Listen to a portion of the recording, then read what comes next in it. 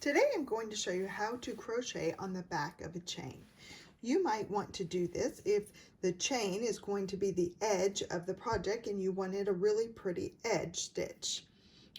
In other words, you would just start with a slip knot and crochet your chain just normally how you would. Make sure it's loose enough so that you can work in it. I just work about 10. Okay, so when you're working on your chain, you always skip the first chain. So instead of working on the front, like you might normally, you're going to work on the back side. If you hold it at an edge, you can kind of see that there are bumps, those little bumps that you could kind of barely see through. Right there, right there, right there, right there, are the bumps that you're going to work in.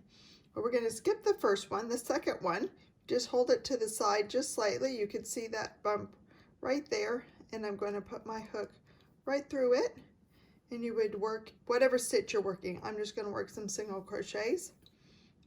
You'd find the next one right here, put your hook through that, so you are only going to have one loop on your stitch. If you want to turn it over to see, there's your two that you normally would work on right there, but we're working on the back side of the chain.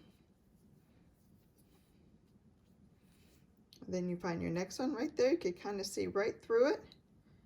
Put your stitch, your hook right through that loop. Grab some more yarn here.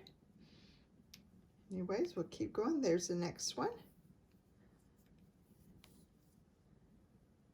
So like I said, a lot of times like on the edge of a collar for a sweater or a cardigan or the edge of a baby's blanket or Afghan, if you don't want to add a prettifying or beautifying edge stitch, you can just work on the back of your chain for the first row, and I'll show you what it leaves.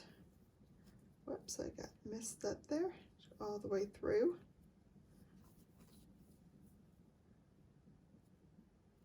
The last one through, come back up, and we got our knot.